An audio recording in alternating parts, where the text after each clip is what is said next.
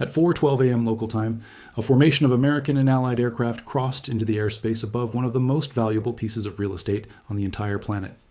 Kharg Island, sitting roughly 25 miles off the Iranian coast in the northern Persian Gulf, has been called the oil hub of Iran for decades. On that morning, it became something else entirely. It became a target. What happened in the next 47 minutes would reshape how the world thinks about Iranian oil, global energy security, and the actual reach of American power in the Gulf. Almost nobody outside. A small circle of military planners saw it coming. And what was struck and what was deliberately left untouched tells you everything about how the next phase of this war is being decided. This is the story of how one small island suddenly became the most important piece of ground in the Middle East. To understand why Kharg Island matters, you first have to understand how Iranian oil actually gets out of the country. Iran sits on some of the largest proven oil reserves in the world, but the country is shaped in a way that makes exporting that oil enormously complicated. Most of the major consumption markets are far to the west. Tankers leaving Iranian ports have to cross a long stretch of Gulf water before reaching open sea. And the coastline facing those tankers is mostly shallow and lacks deep water port infrastructure. So somewhere along the way, somebody decided to build an island. That island is Kharg. It is small, roughly 5 miles long and 3 miles wide. A modest strip of rock and sand that, on a normal map, looks almost insignificant. But what sits on top of that strip is what makes the entire global economy pay attention. Kharg Island hosts the single largest crude oil export terminal in the entire Middle East. The vast majority of Iranian oil that reaches international markets passes through facilities on this one tiny island. When oil markets move, when headlines mention Iran, when traders in Singapore or London adjust their positions in the middle of the night, much of what they are reacting to is the question of whether Kharg is operating normally or whether it has just been hit. That question has now been answered. For years, analysts described Kharg Island as effectively untouchable.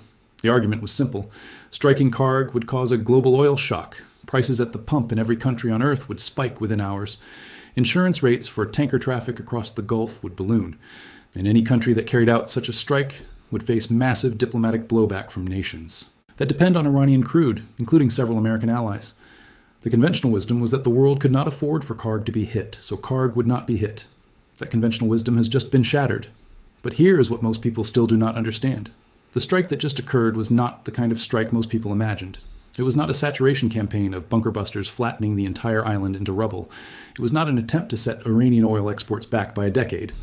And it was not an act of reckless escalation that threw the global economy into chaos. It was something far more precise, far more calculated, and in many ways, far more dangerous to the Iranian regime than a total demolition would have been. To grasp why, you have to look at what actually sits on Kharg Island. And that means walking through the physical layout of the place, because almost nobody outside the energy industry has ever seen it described in detail. The island is dominated by a series of massive terminal structures. These are the loading points where crude oil is pumped from storage tanks ashore, down through pipelines that run under the seabed to offshore buoys, and from those buoys into the tankers that carry the oil away. A single supertanker can take on more than 2 million barrels of crude at Kharg in a matter of hours. There are also extensive tank farms, oil storage facilities holding millions of barrels at any given moment, administrative buildings, port infrastructure, helicopter pads, and a small airport that handles both civilian flights and military logistics. And then there are the military positions. Because for all of its importance as an oil hub, Kharg has also been quietly hardened into a military asset. Iranian air defense batteries have been positioned across the island for years. Coastal defense cruise missiles line parts of the shoreline. Surveillance radar arrays scan the approaches around the clock. Small fast attack boats operated by the IRGC Navy use Kharg as a forward staging base. And anti-ship missile batteries, including systems like the Noor and the Qatar, have been integrated into the defensive architecture that protects the terminal. The point of all this is layered defense. Any aircraft approaching Kharg would have to first navigate Iranian radar coverage, then evade coastal defense missiles, then survive point defense systems near the terminal itself, all while under observation from fast attack boats that could swarm out from nearby positions. For decades, this layered defense was assumed to be enough to deter any serious strike. And that brings us to what the Iranian military did not expect, and what changed everything. The strike on Kharg Island was the result of months of intelligence gathering. Satellite imagery, signals intelligence, human sources on the ground, and continuous surveillance by American and Allied aircraft operating across the region had built an extraordinarily detailed picture of exactly what was on the island, exactly where it was located, and exactly what would happen if certain specific targets were hit while certain other targets were deliberately spared. The strike plan that emerged from that intelligence picture was surgical. It was not designed to destroy the oil export capability of Iran. It was designed to destroy the military capability that Iran had wrapped around the oil export capability, while leaving the export infrastructure itself intact enough to be used again by whoever controlled it next. That distinction is the entire story. Let me walk you through what was actually hit and what was not. Initial reports from the strike, later confirmed by multiple independent analysts, indicated that more than 90 military sites on Kharg Island were struck in the opening hours of the operation. Aircraft hangars were destroyed. Coastal defense missile batteries were reduced to rubble. Surveillance radar installations were taken offline. Port. Facilities used by IRGC fast attack boats were hit. Warehouses believed to store weapons and ammunition were flattened. The administrative buildings used by the military commanders who ran the island's defense were hit directly. In short, the entire military skin of the island was peeled away in a matter of minutes. What was not hit is what should give every observer pause. The oil terminal infrastructure, the loading buoys, the storage tanks, the pipelines, the pumping stations, all of it was deliberately left standing. And that choice was not accidental. It was the entire point. Here is why that matters. Iran has, throughout this conflict, used its oil infrastructure as a kind of strategic hostage. The argument inside the regime has always been that the world depends on Iranian crude, and that any attempt to damage that crude would trigger a global economic crisis that the attacking country could not politically survive. By leaving the oil infrastructure intact, the United States and its allies have just publicly demonstrated that this assumption is wrong. They have shown that they can strike the military defenses of Iran's most important economic asset without touching the asset itself. They have shown that the so-called deterrent power of Iranian oil exports only operates in one direction. Iran cannot weaponize the threat of destroying its own oil, but the United States can threaten to destroy the military layer that protects it, and then choose, publicly and deliberately, to leave the oil itself unharmed. That is a profound shift in leverage. Consider what this means for the regime in Tehran. For years, Iranian strategists have calculated that the regime's oil revenue, and by extension the patronage networks, the security services, the IRGC operations, and the broader domestic political stability of the country depended on the uninterrupted flow of crude through Kharg. They built a military shield around that flow precisely because they understood how vulnerable it was. And now, in a single operation, the military shield has been removed while the flow itself has been deliberately preserved. What does that leave the regime with? It leaves them with an oil terminal they cannot meaningfully defend, on an island whose military infrastructure has been visibly dismantled by the most powerful air force on the planet. The next move in this chess game is not obvious, but the options available to Tehran have just shrunk dramatically. There is another angle to this story that has received almost no attention, and it deserves serious consideration. Kharg Island is not just an oil hub. It is also a place where people live. There's a small permanent population on the island, including oil workers, port staff, military personnel, and their families. There's a school. There are clinics. There's a residential district that has housed generations of workers who kept the terminal running through good times and bad. When more than 90 military sites on the island were struck in the space of less than an hour, the civilians on that island were never given advance warning. They woke up to explosions. They heard anti-aircraft fire. They watched plumes of smoke rise over the part of the island where many of them worked. Some of them had family members serving in the very military units that were being hit. The human cost of this operation is not the focus of most headlines, but it is real. And the regime's own narrative about protecting the Iranian people from foreign aggression just became significantly harder to maintain. Now let's talk about what happened in the hours and days immediately after the strike, because this is where the story begins to reveal its true shape. Within hours, oil markets reacted. Brent crude prices jumped several percentage points in early trading. Refiners in Asia, several of whom rely on Iranian heavy crude for specific blending needs, began scrambling for alternative supply. Insurance underwriters who cover Gulf shipping quietly raised their war risk premiums for any vessel transiting near Iranian waters. None of this was catastrophic on its own, but the cumulative signal was unmistakable. The market was pricing in the possibility that the next strike might not be so restrained. The market was saying, in effect, that whatever peace of mind the world had taken for granted about Iranian oil supply had just evaporated. And that is precisely the message the strike was designed to send. Inside Iran, the regime moved quickly to project control. State television showed footage of what it claimed were intact oil terminals, suggesting that the strike had failed to cause meaningful damage. Senior officials gave interviews insisting that export operations would resume within days. IRGC commanders released statements vowing retaliation. The messaging was designed to communicate strength, continuity, and resolve. But beneath the messaging, the practical reality on the ground told a different story. Without the military infrastructure that had protected the terminal, No commercial tanker captain in his right mind was going to sail into Kharg harbor without some assurance that the protection had been restored. And that assurance did not exist. Which brings us to the open question now sitting at the center of this entire situation. What happens to Kharg Island going forward? There are essentially three possible trajectories. The first is that Iran spends the next several months rebuilding the military defenses of the island, and the United States and its allies allow that rebuilding to proceed unimpeded. This is the least likely outcome, because it would simply reset the conditions for a future strike and accomplish nothing strategic in the meantime. The second possibility is that Iran attempts to rebuild and gets struck again, with each successive strike degrading the island a little further. This is more likely, but it carries the risk of escalation that neither side fully controls. The third possibility, and the one that senior American military planners have reportedly been discussing privately, is that Kharg Island becomes a permanently neutralized facility, with the oil terminal placed under some form of international supervision that prevents its weaponization while allowing the flow of crude to continue under controlled conditions. That third option would be historically unprecedented, but so was the strike that just occurred. Let's pull back and think about why this island, this particular 5-mile-long strip of sand and rock, has become the focus of such intense military attention. The answer is not really about oil, it is about leverage. Whoever controls Kharg, or whoever controls the military apparatus around Kharg, controls a critical pressure point on the entire global economy. Iran has used that pressure point for decades, threatening disruption whenever it wanted to extract concessions, rally domestic support, or signal resolve to its adversaries. The strike just communicated, in the most direct possible terms, that this pressure point no longer belongs exclusively to Iran. It belongs to whoever has the aircraft, the intelligence, and the will to act. And that is why the choice to leave the oil infrastructure intact was so important. By not destroying the terminal, the United States preserved the option of operating it later under different conditions.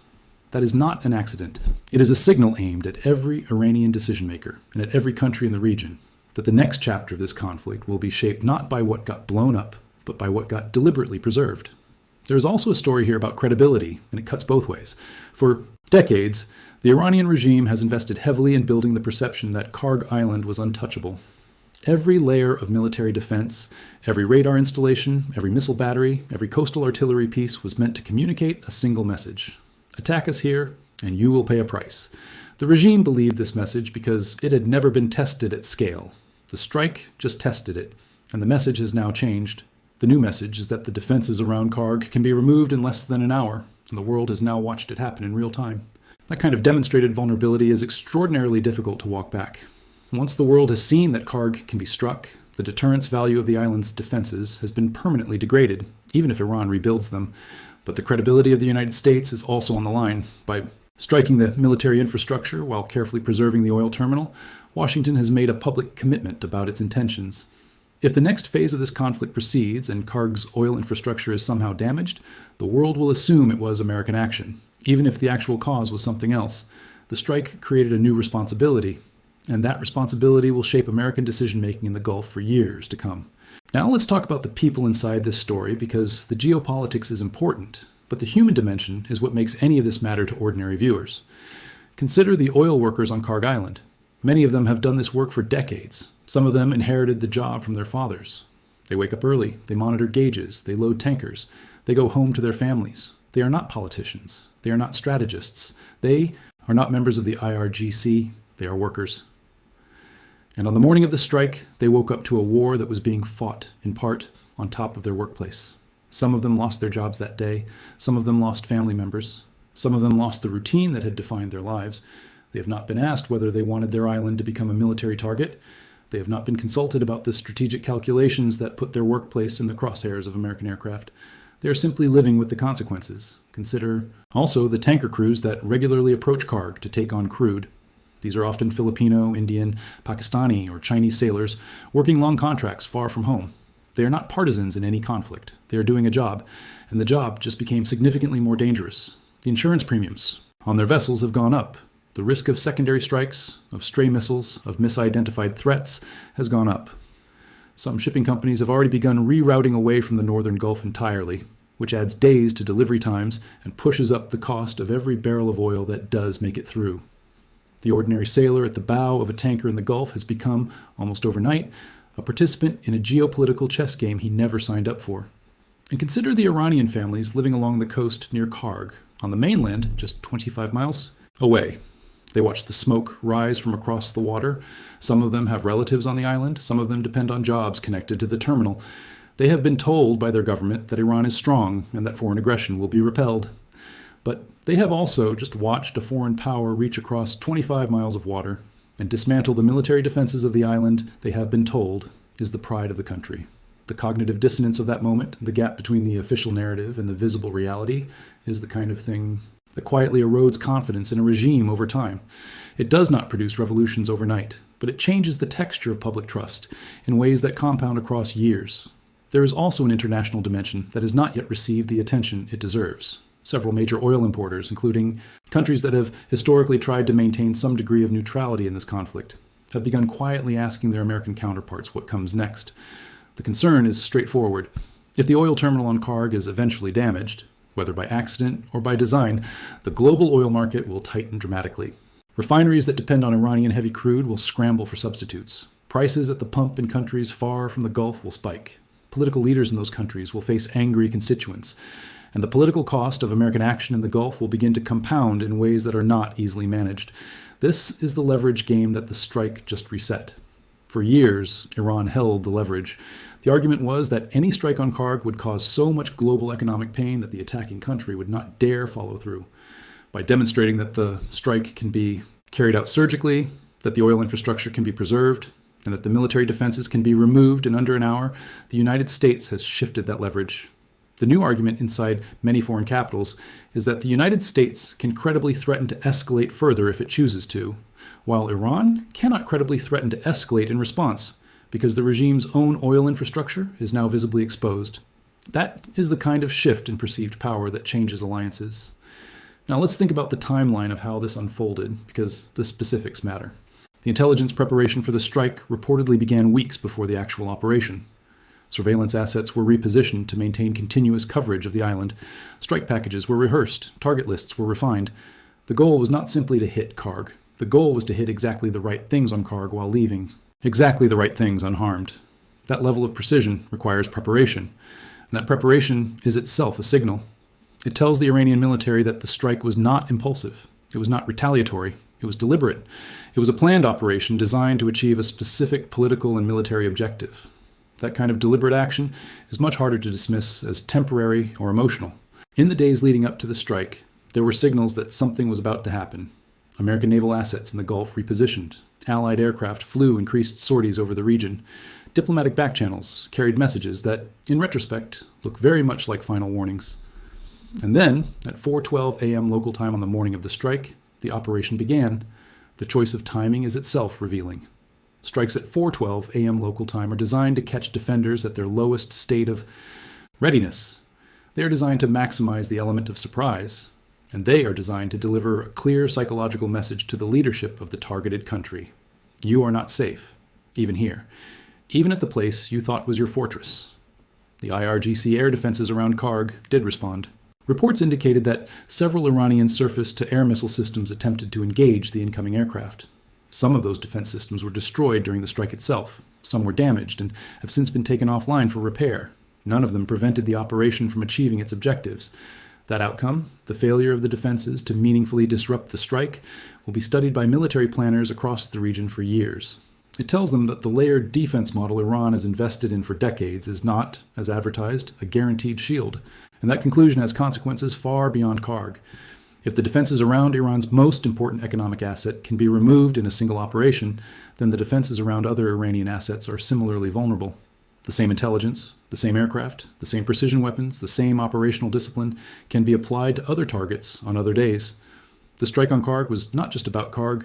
It was a demonstration of capability that changes the strategic calculation of every Iranian decision-maker who still believed that certain places were off limits. Let's zoom out even further and consider what this means for the broader conflict. The strike came at a moment when the war had reached a kind of uneasy stalemate.